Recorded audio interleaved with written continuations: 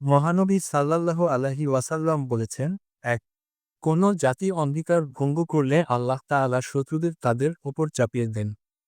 ২, আল্লাহ প্রদত্ত বিধান ছাড়া বিচার ফায়সালা করা হলে তাদের মধ্যে দারিদ্র্য বিস্তার লাভ করে। ৩, কোন জাতির মধ্যে ব্যভিচার বিস্তার লাভ করলে তাদের মধ্যে মহামারী ছড়িয়ে পড়ে। ৪, কোন জাতি পরিমাপে ওজনে কম দিলে তাদের ফসলহানি ঘটে এবং দুর্ভিক্ষ তাদের পাকড়াও করে। ৫, আর কোন জাতি জাকাত দিতে অস্বীকার করলে তাদের মধ্যে বৃষ্টি বন্ধ করে দেওয়া হয়। আসুন জেনে নেই যে ৫টি কাজ করলে আল্লাহ নিজের শাস্তি দুনিয়াতেই দিয়ে থাকেন। ১, অঙ্গীকার পূর্ণ করা। অঙ্গীকার পূর্ণ করা মুমিনের অন্যতম গুণ।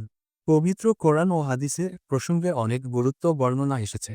আল্লাহ তাআলা ইরশাদ করেন, আর অঙ্গীকার পূর্ণ করো, অবশ্যই অঙ্গীকার সম্পর্কে জিজ্ঞাসাবাদ করা হবে। সূরা বনী ইসরাইল। অন্যত্র ইরশাদ করেছেন, হে মুমিনরা, তোমরা অঙ্গীকারগুলো পূর্ণ করো। আরও ইরশাদ করেন, আর আল্লাহর অঙ্গীকার পূরণ করো। আল্লাহর নামে অঙ্গীকার করার পর সে অঙ্গীকার পূর্ণ করো। অঙ্গীকার ভঙ্গ করা হারাম এবং মুনাফিকি। মহানবী সাল্লাল্লাহু আলাইহি ওয়াসাল্লাম বলেছেন, 4টি দোষ যার মধ্যে থাকবে সে পরিপূর্ণ মুনাফিক। আর যার মধ্যে এসবের একটি দোষ থাকবে, তার মধ্যে মুনাফিকের একটি উপাদান থাকবে, যতক্ষণ সে তা বর্জন না করে, কথা বললে মিথ্যা বলে, আমানত রাখলে খেয়ানত করে, অঙ্গীকার করলে ভঙ্গ করে এবং ঝগড়া করলে সীমা ছাড়িয়ে ফেলে। হাদিসে কুদসিতে রয়েছে, আল্লাহ তাআলা বলেন, আমি বিচার দিবসে 3 ব্যক্তির বিরুদ্ধে বাদী হব। ১, যে ব্যক্তি অঙ্গীকার করে ভঙ্গ করে। ২, যে ব্যক্তি কোনো স্বাধীন ব্যক্তিকে বিক্রি করে তার মূল্য ভোগ করে। ৩, যে ব্যক্তি কোনো কর্মচারী নিয়োগ করে তার কাছ থেকে পূর্ণ কাজ আদায় করে কিন্তু তার পারিশ্রমিক প্রদান করে না। অঙ্গীকার ভঙ্গ করা কবিরা গুনাহ। মহানবী বলেছেন, যে ব্যক্তি কোনো নেতার আনুগত্যের অঙ্গীকার করে তার উচিত সাধ্যমতো তার আনুগত্য করা। ২, কোরআন অনুযায়ী বিচার না করা। কোরআন অনুযায়ী বিচার করা আবশ্যক। কোরআন বর্জিত বিচারকার্য করা মুনাফিকি। আল্লাহ তাআলা ইরশাদ করেছেন, আল্লাহর নাজিলকৃত বিধান অনুযায়ী যারা বিচার করে না তারা কাফির। অন্য আয়াতে এসেছে, যারা আল্লাহর বিধান অনুযায়ী বিচারকার্য সম্পাদন করে না তারা জালিম। যারা আল্লাহর নাজিলকৃত বিধান অনুসারে বিচার করে না তারা ফাসিক। মহানবী সাল্লাল্লাহু আলাইহি ওয়াসাল্লাম বলেছেন, যে বিচারক আল্লাহর নাজিলকৃত বিধান অনুযায়ী বিচার করে না, আল্লাহ তার নামাজ কবুল করেন না। হজরত ফুজাইল ইবন ইয়াজ বলেন, একজন বিচারপতির উচিত একদিন বিচারকার্য পরিচালনা করা আর একদিন নিজের জন্য কান্নাকাটি করা। ৩, ব্যভিচার করা। ব্যভিচার করা মারাত্মক গুনাহ। আল্লাহ তাআলা ব্যভিচারের কাছেও যেতে নিষেধ করেছেন। আল্লাহ ইরশাদ করেন, তোমরা ব্যভিচারের নিকটবর্তী হও না। তা একটি অশ্লীল কাজ এবং খারাপ পন্থা। ব্যভিচারের শাস্তিও মারাত্মক। আল্লাহ তাআলা ইরশাদ করেন, ব্যভিচারী পুরুষ ও ব্যভিচারিণী নারী উভয়কে 100 করে বেত্রাঘাত করো। সূরা আন-নূর। আর বিবাহিত হলে তাদের শাস্তি হল কোমর পর্যন্ত মাটির নিচে পুঁতে পাথর নিক্ষেপ করে হত্যা করা। মহানবী সাল্লাল্লাহু আলাইহি ওয়াসাল্লাম বলেছেন, বিচার দিবসে 3 ব্যক্তির সঙ্গে কথা বলবেন না, তাদের দিকে তাকাবেন না, তাদের পবিত্রও করবেন না এবং তাদের জন্য যন্ত্রণাদায়ক শাস্তি নির্ধারিত থাকবে। তারা হলো ব্যভিচারী, মিথ্যাবাদী শাসক এবং অহংকারী দরিদ্র।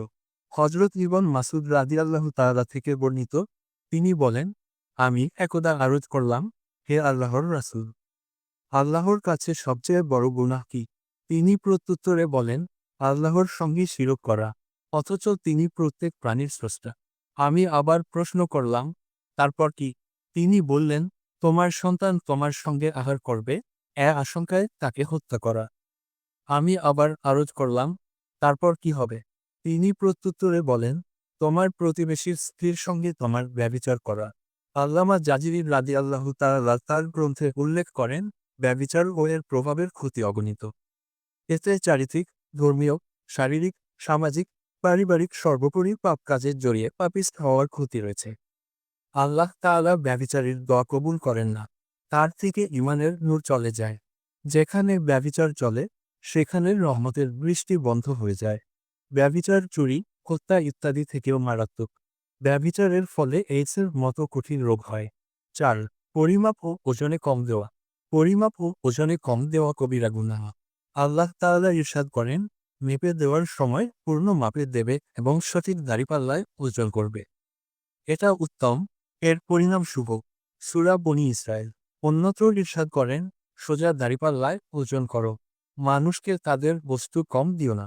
আরও ইরশাদ করেন, ন্যায়ের সঙ্গে ওজন ও মাপ পূর্ণ করো। হজরত শুআইব আলাইহিস সালাম তার জাতিকে বলেছিলেন, তোমরা মাপ ও ওজনে পূর্ণ করো এবং মানুষকে তাদের দ্রব্যাদি কম দিবে না। ৫. জাকাত না দেওয়া। জাকাত ইসলামের পঞ্চস্তম্ভের একটি এবং আর্থিক ইবাদত। কোরআন মজিদে যত স্থানে নামাজ কায়েম করার কথা রয়েছে, সেখানে জাকাত দাও এ কোথাও রয়েছে। স্বীয় সম্পদকে পবিত্র করার উত্তম পন্থা হল জাকাত প্রদান। আল্লাহ তাআলা ইরশাদ করেন, আর নামাজ কায়েম করো, জাকাত দান করো এবং নামাজে অবনত হও তাদের সঙ্গে যারা অবনত হয়। সূরা বাকারা। আরও ইরশাদ করেন, আপনি তাদের সম্পদ থেকে জাকাত গ্রহণ করেন, যা দ্বারা তাদের পবিত্র এবং পরিশোধিত করবেন। মহানবী সাল্লাল্লাহু আলাইহি ওয়াসাল্লাম বলেছেন, তোমরা তোমাদের ধন সম্পদের জাকাত আদায় করো। আল্লামা শামী বলেছেন, জাকাত প্রদানের দ্বারা সম্পদে বরকত হয়। ইমাম ইবনে তাইমিয়া বলেন, জাকাত প্রদানের ফলে দাতার মন ও আত্মা পবিত্র হয়, ধন সম্পদ বৃদ্ধি পায় ও পরিচ্ছন্ন হয়। ইচ্ছায় অনিচ্ছায় মুমিনের পাপ হয়ে থাকে, ফলে কেউ নিষ্পাপ নয়। একমাত্র নবী রাসূলরাই গুনাহ থেকে মুক্ত। পাপ করা থেকে বড় অপরাধ হলো পাপ করার পর তা থেকে তাওবা না করা, ফিরে না আসা, অনুতপ্ত না হওয়া এবং বারবার পাপ করা। আল্লাহর প্রেমিকরা পাপ করার সঙ্গে সঙ্গে তাওবা করে ফেলেন। সবারই জানা উচিত যে পাপের অবশ্যই একটা শাস্তি আছে। যদিও আল্লাহ তাআলা ক্ষমাশীল, ক্ষমা করা হলো তার দয়া, আর শাস্তি দেওয়া হলো তার আদল বা ন্যায় বিচার। আল্লাহ তাআলা কোনো পাপের শাস্তি দুনিয়ায়ও দিয়ে থাকেন, আবার কোনো পাপের শাস্তি দিতে পরকালের জন্য বিলম্ব করেন। এই ৫টি জঘন্যতম পাপের শাস্তি আল্লাহ তাআলা দুনিয়ায় দিয়ে থাকেন।